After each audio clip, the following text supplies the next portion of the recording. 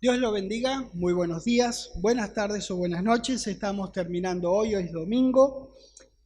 Estamos en Pilar, en la provincia de Buenos Aires, en la República Argentina, terminando nuestra querida reunión anual del año 2019. Y la terminamos hoy justamente porque lamentablemente nuestro Señor Jesucristo aún no ha regresado. Así que todavía, gracias a Dios, tenemos mucha palabra de Dios para compartir en nuestras vidas mientras Él se toma el tiempo para regresar.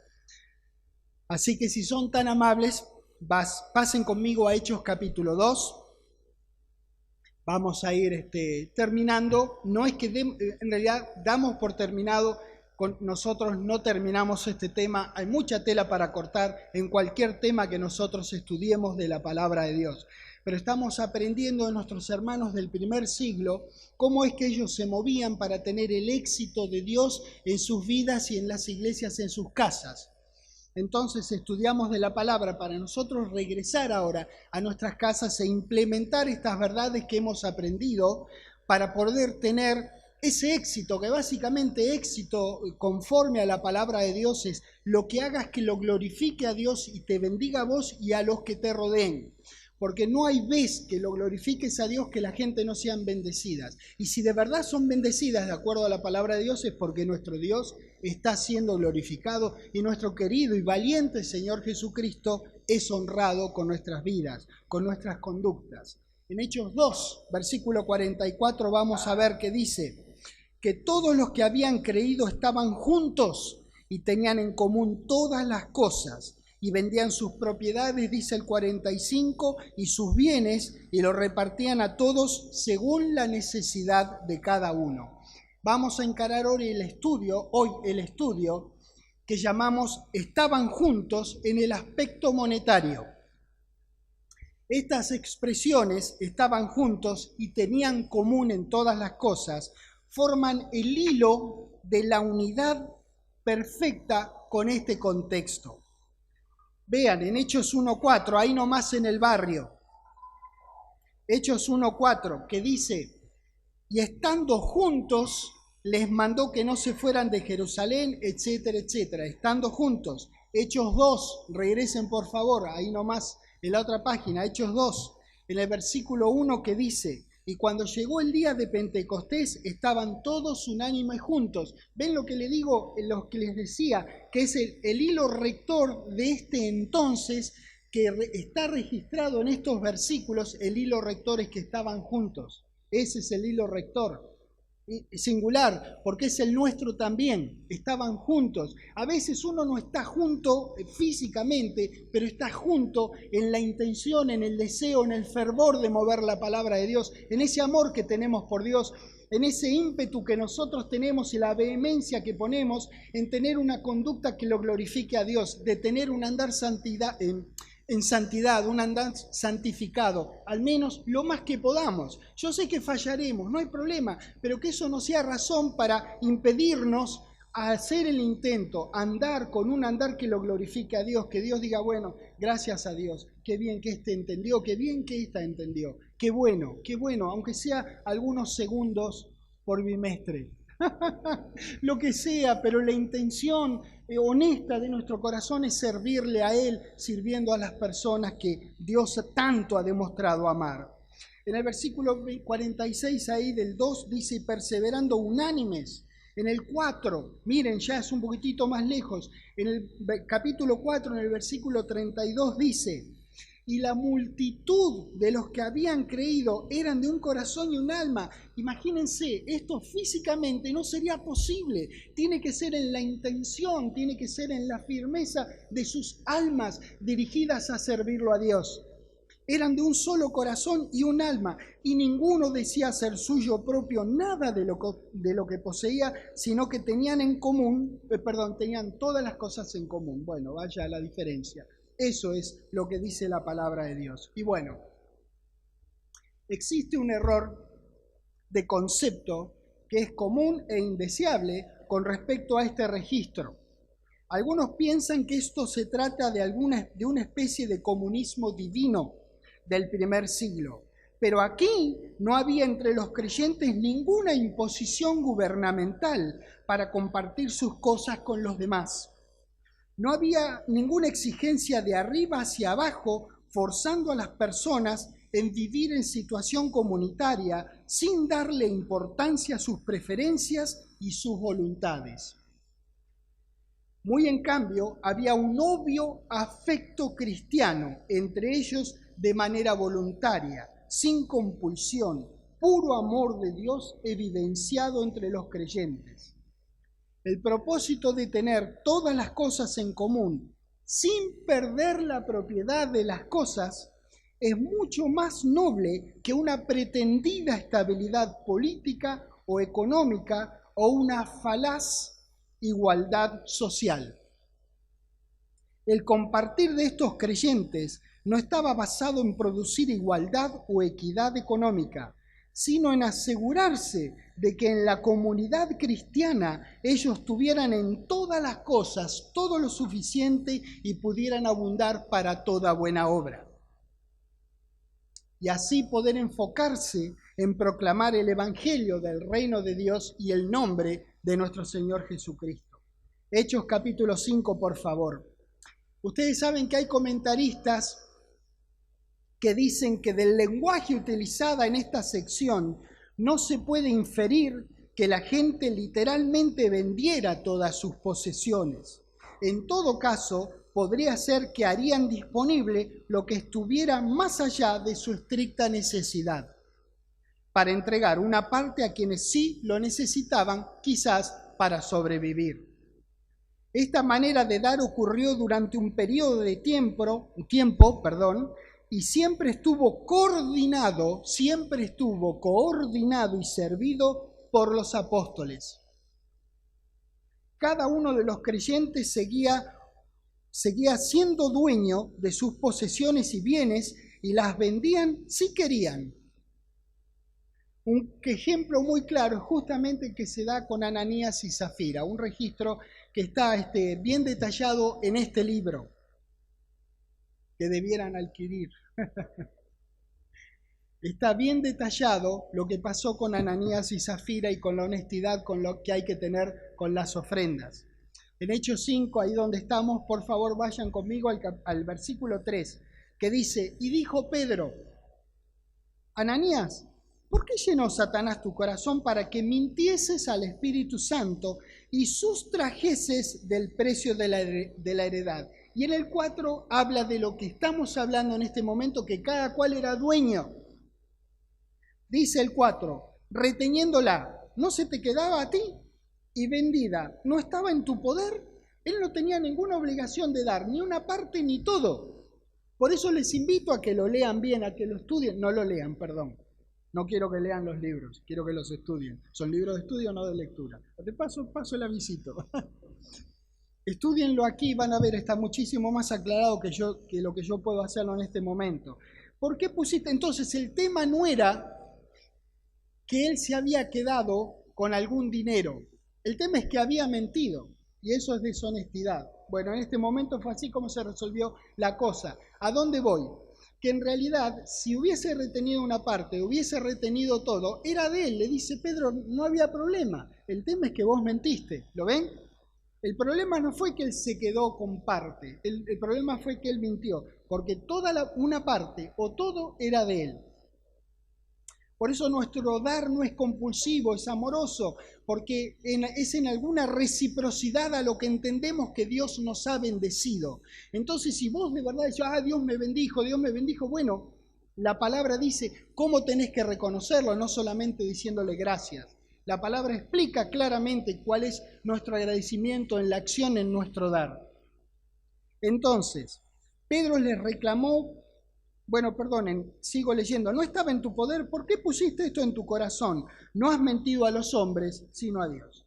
Pedro le reclamó por haber mentido, no por haberse quedado con lo que sea que quisieran quedarse. Era su propiedad, por lo tanto, también era su decisión. Ni a Ananías, ni a Zafira, ni a ningún otro se le requería vender su propiedad ni entregar todo o parte del dinero a la iglesia. Aquí Pedro les recrimina que mintieran, no que se quedaran con lo que sea.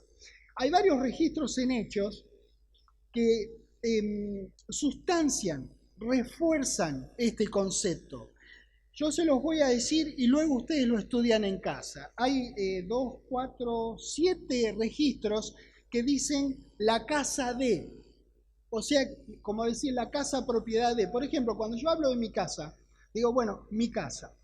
No digo es casa de mi propiedad que fue firmado un documento de compra-venta. No, digo mi casa, la casa de Eduardo. Ustedes se refieren a mi casa, ¿verdad? Lo mismo con cada uno. Bueno, así están referidos en Hechos. Entonces, habla de la casa de Judas en el 9:11, de Simón en tres lugares, 9:43, 16, 17 y 32. La casa de María en 12:12, no se preocupe porque está en el texto, lo pueden sacar luego de la página. La casa de Lidia en el 16:40, de Jasón en el 17:5, en el Justo 18:7 y de Felipe, no el nuestro querido Felipe, pero es otro Felipe en el 21:8. Bien, ahora Pedro y los otros que como él se habían dedicado a la pesca u otras ocupaciones, habían dejado su actividad para dedicarse a predicar el Evangelio y seguían necesitando comer, ellos y los suyos, vestirse y proveerse un techo para sí mismos. No digo que se necesitaban proveer de una 4x4 y una Kawasaki, ¿ok? Bien, hablo de honestidad, y seguiremos haciéndolo a lo largo de esta enseñanza. Los creyentes en este entonces superaban las 3.000 personas y como en todo grupo humano había necesidades diversas en las que ellos ayudaban mientras iban aprendiendo a aplicar los principios de la palabra de Dios para la nueva administración que era más nueva para ellos que para nosotros. Ellos aquí comparten benevolencia, eran benevolentes entre ellos, una verdadera unión primordialmente espiritual y una disposición para sacrificarse por los demás. El cristianismo siempre tiene una cuota de sacrificio.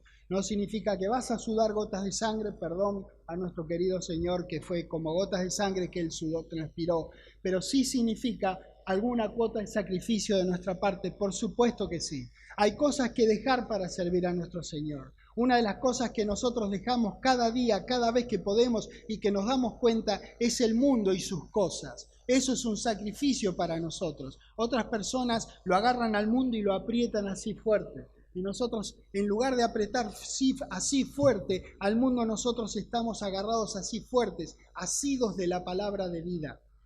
¿Verdad? Es una cuota de sacrificio. El cristianismo es así.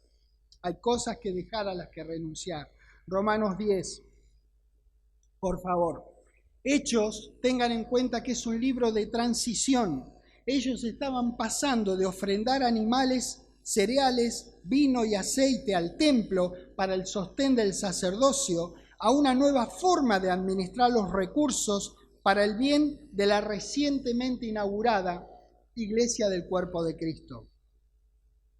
Ellos estaban pasando de la inmovilidad geográfica de Jerusalén a proclamar el Evangelio en todo el mundo, en todos los rincones, hasta lo último de la tierra. Flor de cambio, ¿no? Nosotros cuando empezamos a conocer la palabra de Dios, ya estábamos en el último rincón de la tierra. Ellos salían de Jerusalén al mundo por primera vez. Para ellos era inaudito. Fíjate que les costó 10 capítulos de Hechos a Pedro, nada menos que a Pedro, entender que la salvación era también para los gentiles. Dios mío, a veces pienso todo lo que debe haber hecho Dios para tardar menos de 10 capítulos en Hechos.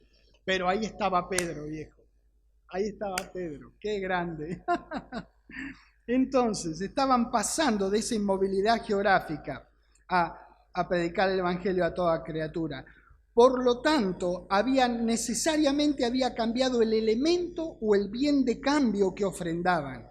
Esta forma de desempeñarse era la nueva normalidad entre los nuevos hijos de Dios del siglo I y se extiende hasta nuestros días.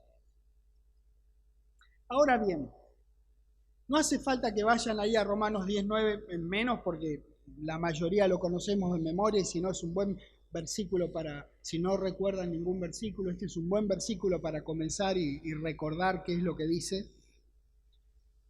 Pero charlábamos con los servidores el jueves a la noche aquí en la reunión anual estos temas y bueno, ahora los quiero compartir así con todos ustedes. ¿Quién tendría problema de decir libremente a la gente en la reunión de iglesia lo que dice la palabra de Dios en Romanos 9? ¿Quién tiene problema de decir que si confesares con tu boca que Jesús es el Señor y creyeres en tu corazón que Dios le levantó de los muertos, serás salvo, ¿verdad? ¿Alguno? No voy a hacer que levanten la mano, porque no hace falta. ¿Quién tendría problema de decir eso? ¿Por qué? Porque está en la palabra y tiene promesa de la palabra.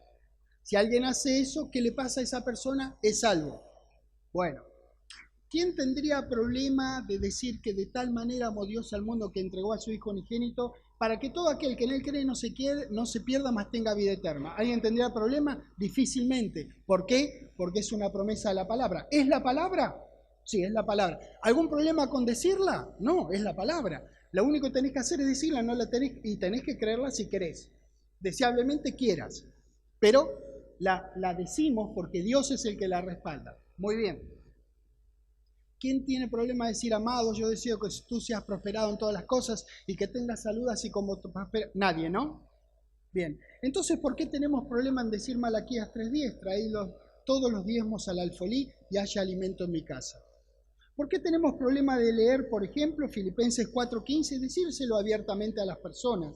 Y sabéis también vosotros, oh filipenses, que al principio de la predicación del Evangelio, cuando partí de Macedonia, ninguna iglesia participó conmigo en razón de dar y recibir, sino vosotros solos. Pues a una Tesalónica me enviasteis una y otra vez para mis necesidades. Oh, pero es un hombre de Dios, tiene necesidades. Caramba, qué problema, que se las arregle.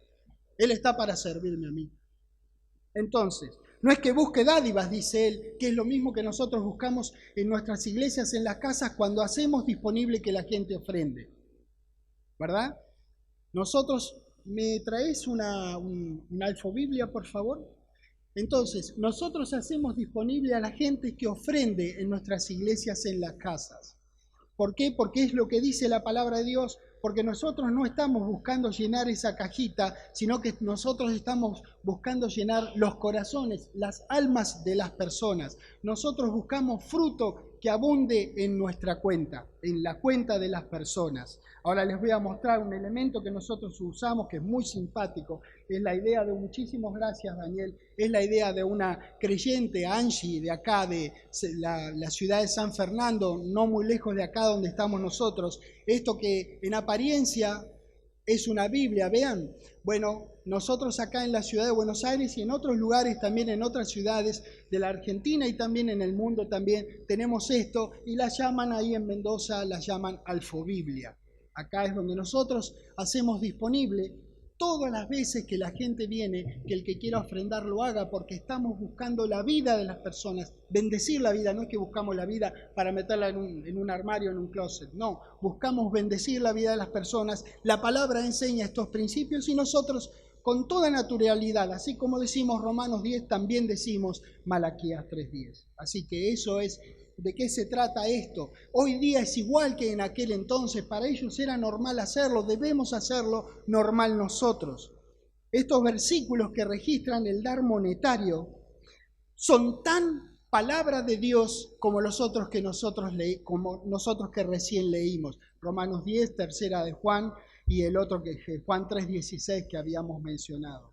Es muy importante, damas y caballeros, que seamos conscientes que de acuerdo a lo que enseña la palabra de Dios, lo que uno da, calidad y cantidad, lo que uno da, revela la postura o actitud de nuestro corazón más allá de lo que nosotros digamos.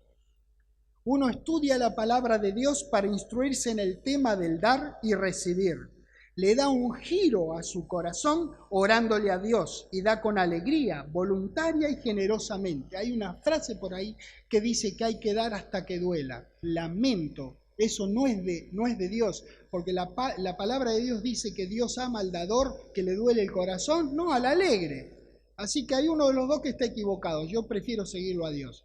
Así que no voy a dar hasta que me duela. Voy a corregir mi corazón para que pueda hacerlo con ese corazón alegre que la palabra de Dios dice que está disponible que yo dé. El corazón alegre hace que lo que usted ofrende sea acepto, agradable a Dios, a quien va dirigido su corazón en el dar, porque el dinero propiamente dicho no va a Dios. Él no necesita ningún dinero allá. 1 Corintios 16, por favor.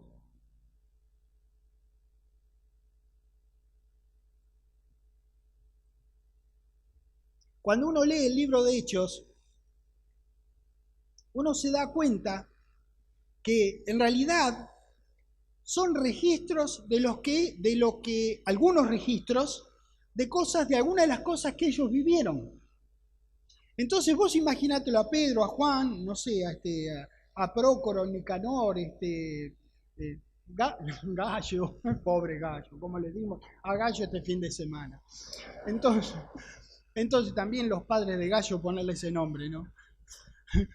Entonces, bien, imagínate que eso, que fueras vos, que vivieras en el entonces del libro de Hechos, esos 30 y algo de años que transcurrieron registrados en Hechos, que algunas de las cosas que vos hiciste algún día van a estar escritas en este bendito libro que hoy podemos leer. Imagínatelo, porque eso es lo que ocurrió. Y bueno, acá a ver, ¿cómo dice el mío? Vamos a ver qué dice. ¿Qué dice el de ustedes? Hechos, bueno, este no dice nada, pero yo tengo una versión que dice Hechos de los Apóstoles. No es que está mal, pero no solamente los apóstoles, ¿verdad?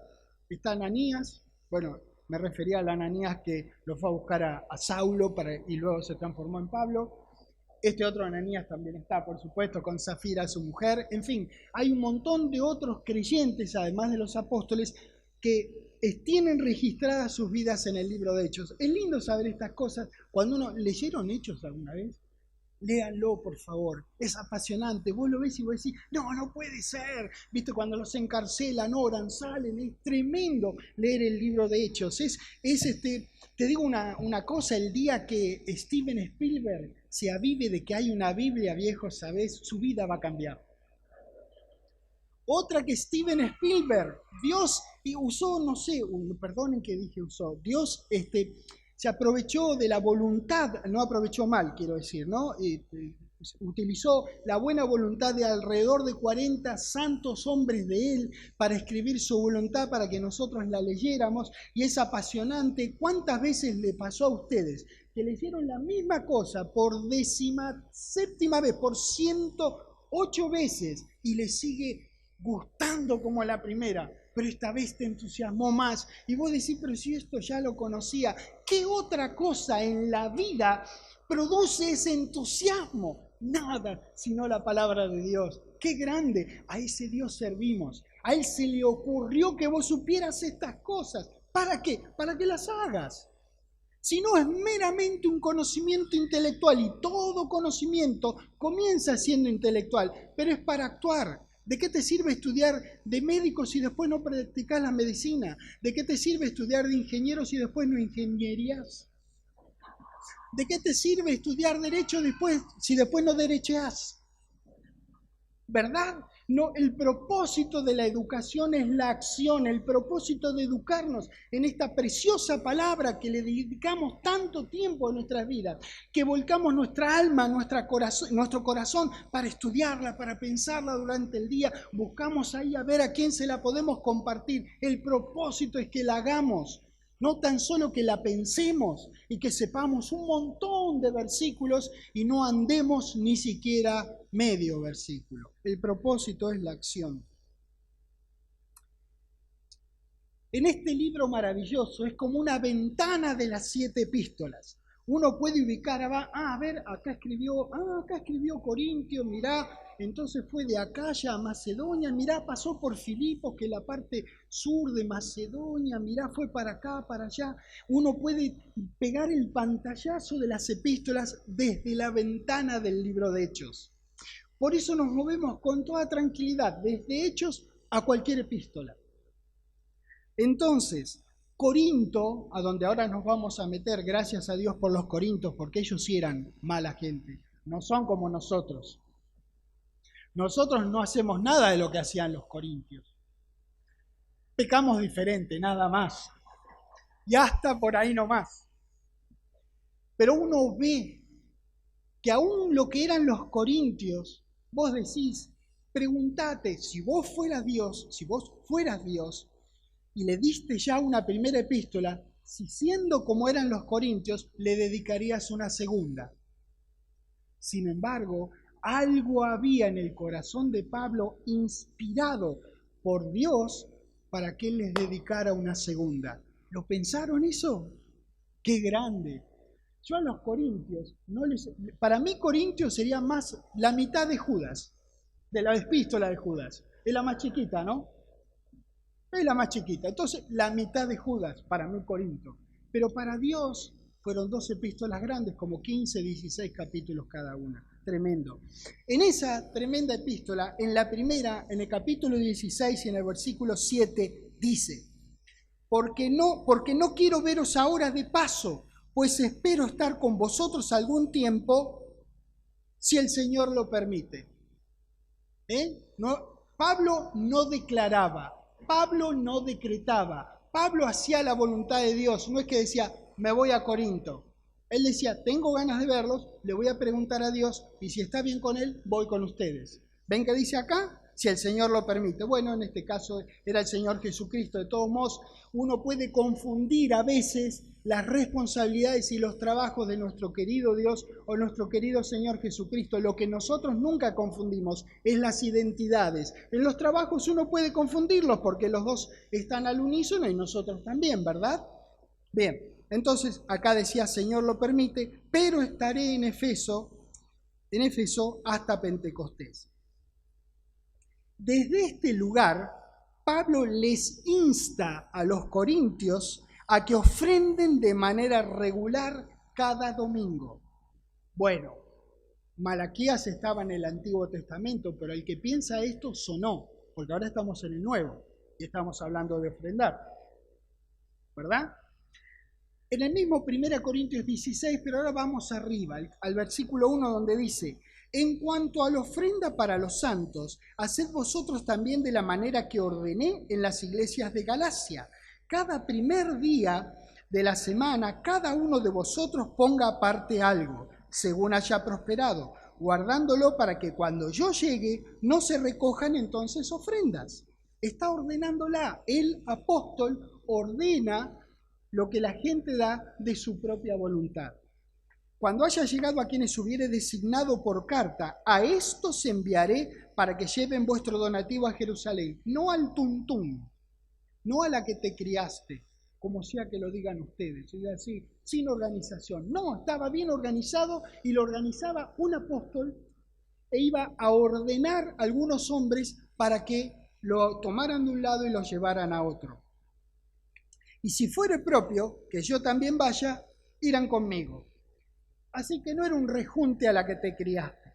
La ofrenda era administrada por gente designada. Inclusive Pablo podía estar entre ellos. Esto es, y sigue siéndolo, muy importante, pues Pablo por revelación sabía que si uno espera a tener dinero extra para ofrendar, raramente ofrende. La única manera de ofrendar dinero con consistencia es decidir hacerlo y entonces dar con regularidad. 2 Corintios 8.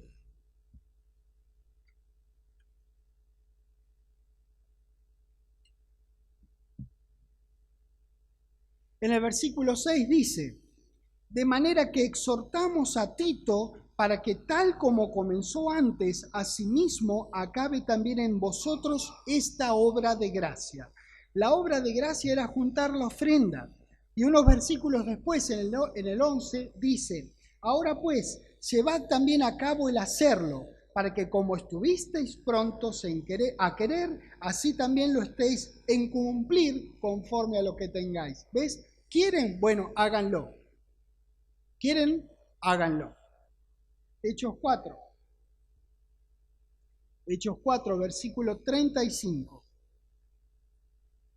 Dice que estas ofrendas, que todo esto que ellos juntaban, en el 35 dice que lo ponían a los pies de los apóstoles. Esta es una manera oriental de decir que lo ponían a disposición a disposición de tal o cual, ¿verdad? No es que lo ponían literalmente o físicamente abajo para que ellos se subieran arriba de los billetes. Nada que ver. Lo ponían a disposición de ellos. Esta es la forma que enseña la palabra que hay que hacerlo. Y se repartía a cada uno según su necesidad. Los creyentes hacían sus entregas a los líderes de la iglesia, quienes tenían la responsabilidad de administrar los fondos. Ellos, guiados por oración, revelación y sabiduría, tenían y tienen que utilizar los dineros con seriedad, responsabilidad y honestidad. 2 Corintios 8.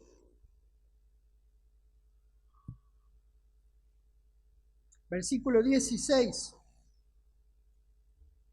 Fíjense lo que dije, que Hechos es la ventana desde la cual nosotros podemos observar las epístolas a la iglesia. Entonces nos movemos de cómo ellos se movían al comienzo para ver cómo se estaban moviendo registrado en las epístolas a la iglesia.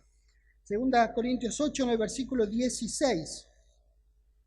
Pero gracias a Dios que puso en el corazón de Tito la misma solicitud por vosotros, pues a la verdad recibió la exhortación, pero estando también muy solícito por su propia voluntad, partió para ir a vosotros. Es decir, Dios siempre requiere de nuestra voluntad, y nosotros debiéramos requerir de la voluntad de nuestros hermanos también. Acá no hay nadie que le tenga que poner el revólver en la nuca a nadie para que se mueva. El que no se quiera mover, no se mueve. Instamos, les recomiendo, nos recomendamos entre nosotros, movernos con las cosas de Dios. Pero si el caso fuera que vos no te querés mover, bueno, pues no querrás, no te moverás. Nuestra recomendación honesta, más amorosa de nuestro corazón es que te muevas con las cosas de Dios. Pero digamos que no quieras, bueno, es tu responsabilidad. ¿Está bien? ¿Entienden eso? Porque nuestro Dios se mueve así. Sin compulsión, tiene que ser amoroso. 18. Y enviamos juntamente con él al hermano, fíjense en a quién envió, referido a recoger la ofrenda. Está hablando de Tito. Bueno, yo no sé si ustedes saben quién es Tito, seguramente saben que hay una epístola. Bueno, no hay ninguna epístola que se llama la primera epístola a Eduardo, ¿no? Pero hay una epístola dirigida a un tal Tito. Era de renombre Tito. Y hay otros que acá dice él que también eran de renombre, eran reconocidos. Entonces la gente sabía que eran hombres que habían probado ser honestos y no harían nada diferente que lo que hay que hacer con las ofrendas. Por eso yo dije que hay que tener seriedad, responsabilidad y honestidad. Entonces, enviamos juntamente con él, dice el 18, al hermano cuya alabanza en el Evangelio se oye por todas las iglesias. Y no solo esto, sino que también fue designado por las iglesias como compañero de nuestra peregrinación para llevar este donativo, que es administrado por nosotros, ellos lo administraban, los líderes de la iglesia, para la gloria del Señor mismo y para demostrar vuestra buena voluntad, evitando que nadie nos censure en cuanto a esta ofrenda abundante que administramos. Y miren lo que dice el versículo 21, procurando hacer las cosas honradamente, no solo delante del Señor, sino también de los hombres, para que nadie dijera que ellos se quedaron con un vuelto. Entonces eran gente elegida que ya había probado su honestidad delante de varios creyentes. Entonces todos sabían que ellos venían con un buen reporte por parte de las iglesias a las cuales ellos servían. Entonces habían demostrado esa honestidad, por lo tanto podían llevar la ofrenda. Esa es la forma de proceder. 22. Enviamos también con ellos a nuestro hermano cuya diligencia hemos comprobado. Mirá el currículum que le está dando cada uno de los que van a llevar la ofrenda. Repetidas veces en muchas cosas y ahora mucho más diligente por la mucha confianza que tienen vosotros. Es decir, confiaban que ellos iban y que iba a haber ofrenda para recoger. ¿Lo ven? Él les adelantó la carta para que lo reservaran, lo fueran juntando y después ellos fueran a recogerla. En cuanto a Tito, les digo, muchachos, es mi compañero y colaborador para con vosotros. Y en cuanto a nuestros hermanos, son mensajeros de las iglesias y glorias de Cristo. Mostrad pues para con ellos ante las iglesias la prueba de vuestro amor. La prueba del amor era juntar la ofrenda. ¿Entendés lo que estamos leyendo? Esa era la prueba del amor de ellos y de nuestro gloriarnos respecto de vosotros. Tremendos versículos de la Escritura. Vamos al otro capítulo de 2 Corintios, por favor, en el 9.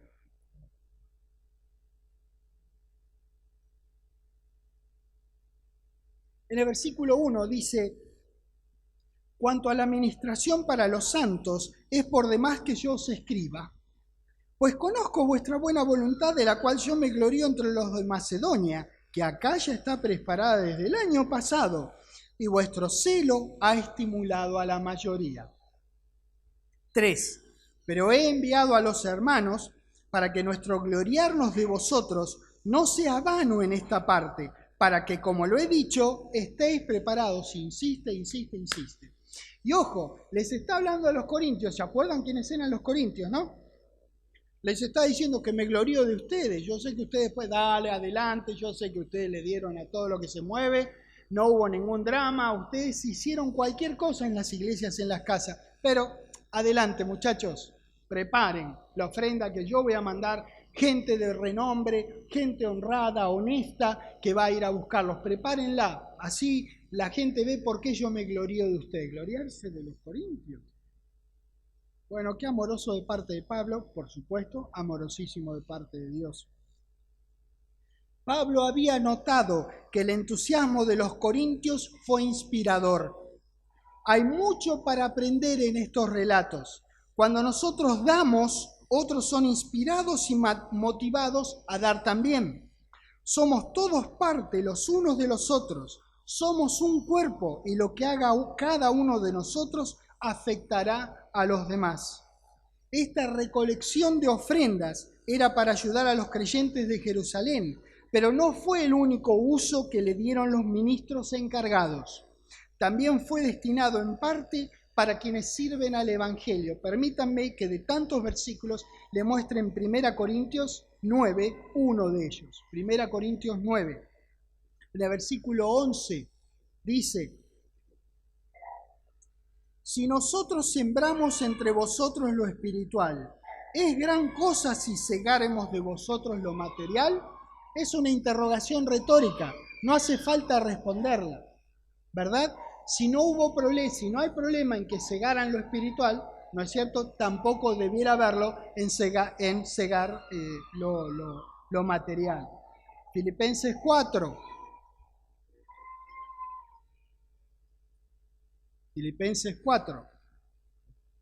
En el versículo 14 dice: sin embargo, bien hicisteis en participar conmigo en mi tribulación. Y sabéis también vosotros, oh filipenses, que al principio de la predicación del Evangelio, cuando partí de Macedonia, ninguna iglesia participó conmigo en razón de dar y recibir, sino vosotros solos.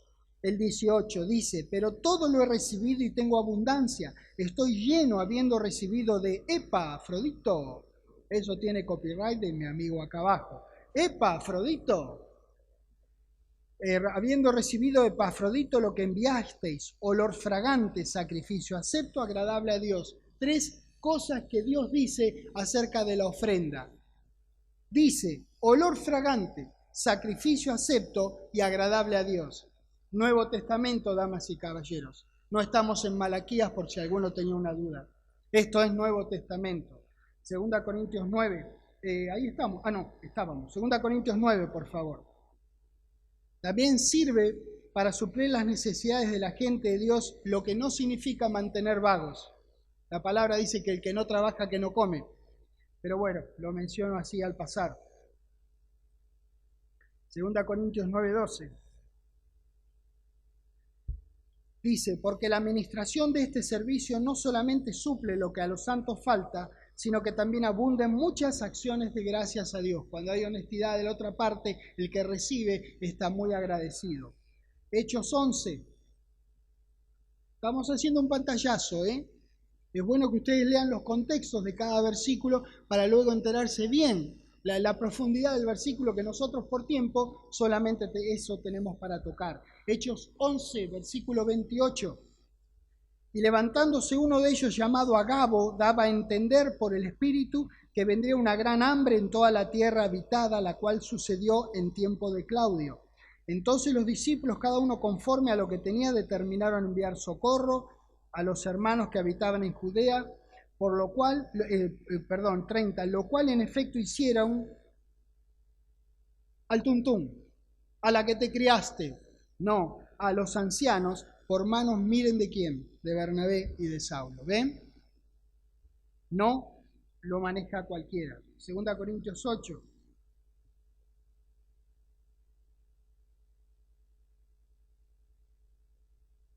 El dinero siempre estuvo al cuidado y administración del liderazgo honesto. Hay otros que no son esto que yo subrayo y también lo administro, pero yo subrayo esto porque eso es lo que debe primar entre nosotros, la honestidad. Entonces, para el Hijo de Dios, el dar es multifacético. Uno se da a uno mismo en servicio, como hizo nuestro Señor, dejándonos ejemplo para que sigamos sus pisadas. 2 Corintios 8 les dije en el versículo 5, y no como lo esperábamos, sino que asimismo se dieron primeramente al Señor y luego a nosotros por la voluntad de Dios. Dieron todo lo que tenían, dieron su alma, dieron su corazón, fueron hospedadores, los llevaron en auto del aeropuerto de Éfeso al puerto de Filipos, qué sé yo. Capaz que me pasé de continente, no importa, pero lo que quiero decir que en realidad lo que hicieron es un dar multifacético que nosotros tenemos. Eso es como debemos nosotros hacer. ¿Por qué? Porque necesitamos llegar a un punto de entendimiento de las Escrituras en que demos alegremente desde un corazón alegre.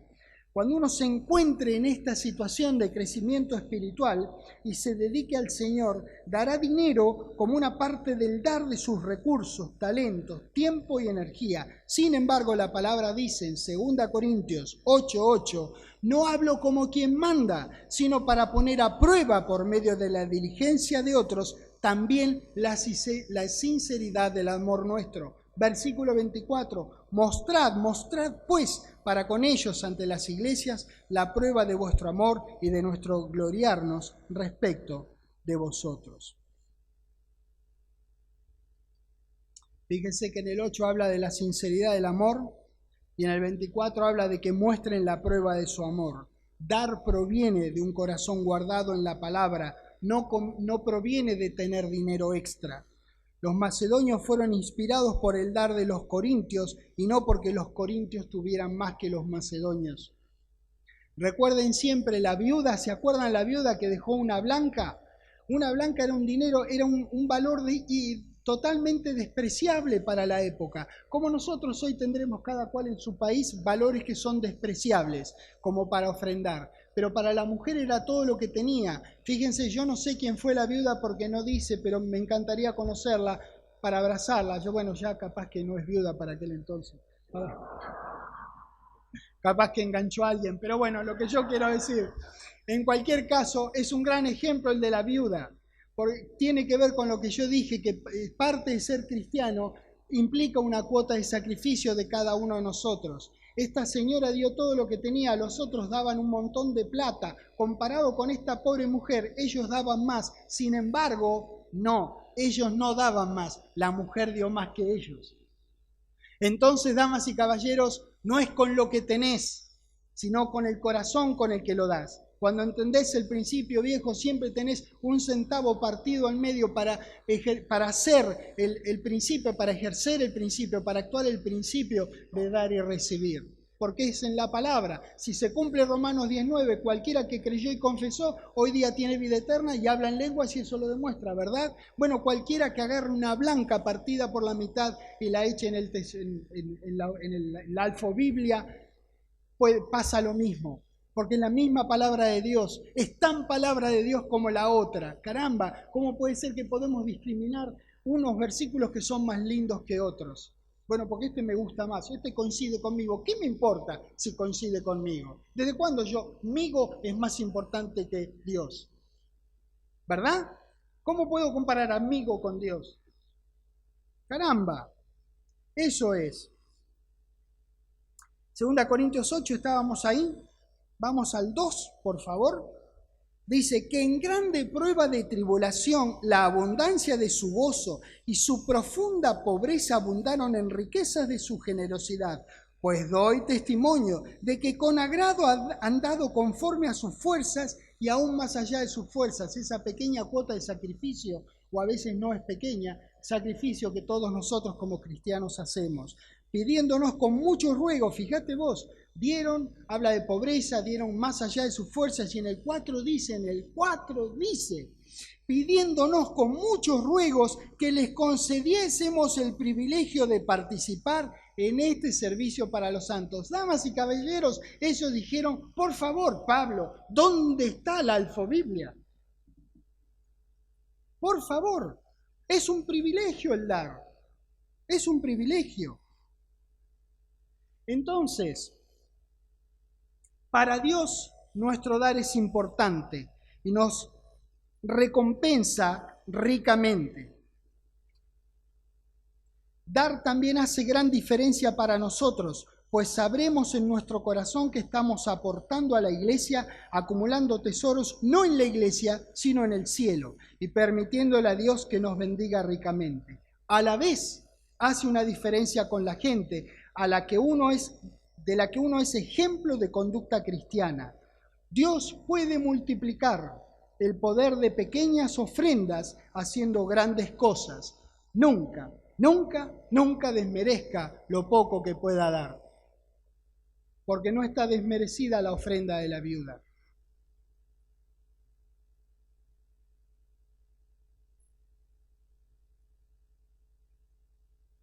Una buena pregunta para hacerse es,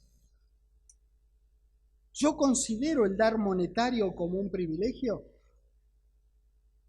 Esta acción, acorde a la palabra de Dios, fue un ejemplo en su tiempo, pero también es un ejemplo ahora para nosotros. Dar es un privilegio aunque cause alguna ligera incomodidad. Ahora pónganse a pensar en un segundito. Los corintios eran un pueblo de Acaya y ofrendaron para los creyentes de Macedonia, donde estaba la iglesia de los tesalonicenses. Mirá dónde fue a parar esa ofrenda en particular. Recuerden que en aquellos años viajar era todo un tema, por eso se juntaban como una especie de caravana. Los apóstoles, los hombres de renombre llevaban la ofrenda entre todos. La segunda epístola a los Corintios, ya estamos ahí, estamos en el 8, por favor pasen al 9, muestra que se dio vuelta a la tortilla. Un año antes los macedonios escucharon del dar de los corintios y fueron inspirados por su dar a pesar de sus circunstancias. Y ahora el dar de los macedonios inspira y reaviva la alegría por dar de la iglesia de los corintios. Pablo no solamente envió cartas a las iglesias y esperó que produjeran un impacto y que fueran obedecidas, se aseguró de que hubiera líderes que terminaran bien el trabajo. 2 Corintios 9, versículo 3. Pero he enviado a los hermanos para que nuestro gloriarnos de vosotros no sea vano en esta parte, para que, como lo he dicho, estéis preparados. No sea que si vinieren conmigo algunos macedonios y os hallaren desprevenidos, nos avergoncemos nosotros, por no decir vosotros, de esta mi confianza. Él, como confiaba que le iban a dar, dice, prepárense, no sea cosa que ustedes pasen vergüenza porque yo hablé bien de ustedes y ustedes al final no tengan las alfobiblias listas. Esto es así, la ofrenda sigue siendo importante hoy como lo fue desde la primera ofrenda que le hizo Abel a Jehová al comienzo de la humanidad. Todos estos dares que nosotros vemos en la palabra de Dios nos inspiran a nosotros a dar.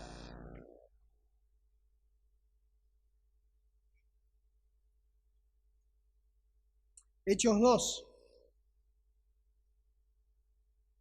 Recuerden que nosotros estamos buscando llegar al versículo 47, ¿no? De Hechos 2, que es que el Señor añadía a la iglesia a todos aquellos que iban siendo salvos. Hechos 2 en el 41 dice: así que los que recibieron su palabra fueron bautizados y se añadieron aquel día como 3.000 personas y perseveraban en la doctrina de los apóstoles, en la comunión unos con otros, en el partimiento del pan y en las oraciones. Y sobrevino temor a toda persona y muchas maravillas y señales eran hechas por los apóstoles. Todos los que habían creído estaban juntos y tenían en común todas las cosas. Vendían sus propiedades, sus bienes, los repartían a todos. 46. Y perseverando unánimes cada día en el templo y partiendo el pan en las casas, comían juntos con alegría y sencillez de corazón. Y como colación de esto, Dios añadía, el Señor añadía cada día a la iglesia quienes eran salvos.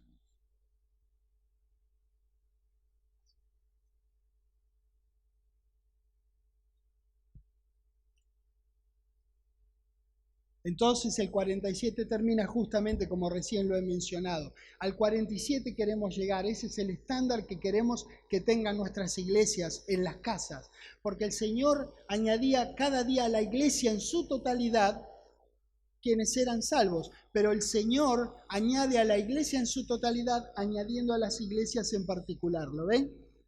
Pues es global desde el punto de vista del Señor, pero nosotros, si tenemos esta conducta, el Señor al añadir a la iglesia, añadirá a nuestras iglesias. Por eso es tan importante que nosotros seamos conscientes de eso. Vean, si la iglesia donde sea que usted participa, usted observa que no hay decencia, que no hay sabiduría, que no hay honestidad, vea qué hacer. La palabra de Dios nos insta, nos recomienda a practicar la ley del dar y recibir. Si hay algo que vos ves que es deshonesto, entonces ve qué hacer con eso, pero no dejes de ofrendar.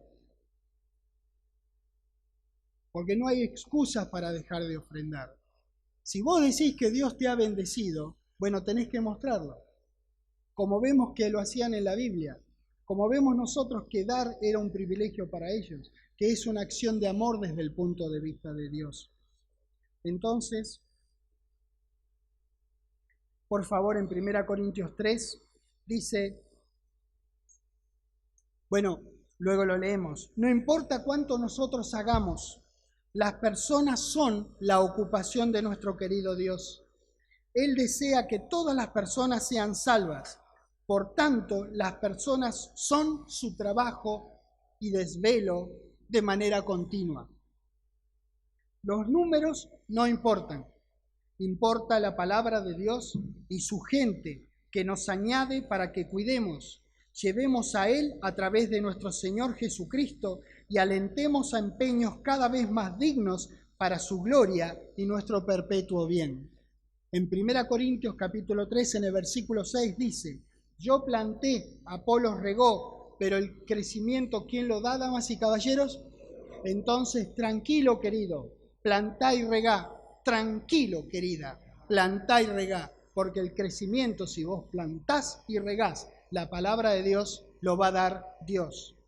Cada uno de nosotros hace lo que tiene que hacer de distintas maneras, pero nuestro Padre y nuestro Señor siempre están involucrados en el bien de las personas. Nosotros deseamos y procuramos crecer en las conductas de iglesia que aprendimos de Hechos capítulo 2. No procuramos cantidades de personas. De eso se encarga el Señor. Nosotros estamos en el negocio de Dios de bendecir vidas con su palabra y los cuidamos cuando llegan a nosotros y lo ayudamos para que cada día sean mejores para Dios.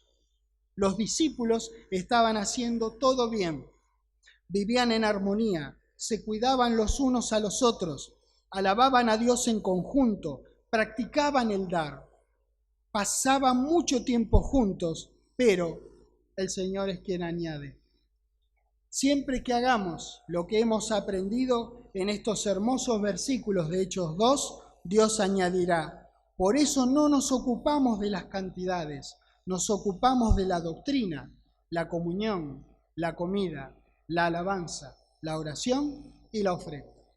Gracias, Dios, por esta reunión anual. 2019. Te agradecemos tanto que nos diste todo, hasta el clima agradable, el clima de amor entre nosotros, ni que hablar de ello. Te agradecemos por todos los preciosos hermanos que nos visitan desde tan lejos, que han venido para estar con nosotros este ratito nada más. Te agradecemos por los esfuerzos de cada uno. Gracias por haber cuidado nuestras familias, nuestras casas, nuestros trabajos y nuestras cosas, para que nosotros nos podamos concentrar en aprender tu palabra y disfrutarnos los unos de los otros. Muchísimas gracias por estos benditos días que hemos pasado aquí. Y Padre, te elevo el regreso de cada uno, que cada uno vaya con seguridad de regreso a su casa, con salud, recordando lo que hemos vivido, agradeciendo por la sanidad que produjo tu palabra y el amor que hemos disfrutado entre nosotros. Te agradezco por las seguridades de los viajes, porque los vuelos y los micros salgan a tiempo y en forma, que lleguen a tiempo y en forma, que sean viajes placenteros, tranquilos, los aviones sin turbulencia, que sean viajes que se pasen rápidamente como que en realidad fue un plumazo. Te agradecemos por cuidar cada detalle de nuestras vidas, por haber hecho todas las cosas que te vimos hacer este fin de semana, pero más también por todas aquellas que hiciste que ni siquiera nos dimos cuenta que hiciste. Te agradecemos profundamente por todas esas cosas, en el nombre del Señor Jesucristo. Damas y caballeros, nos vemos yendo, viniendo o subiendo, pero siempre proclamando el reino de Dios y el nombre de nuestro Señor Jesucristo. Los quiero mucho. Dios los bendiga. Somos lo mejor. Dios los bendiga.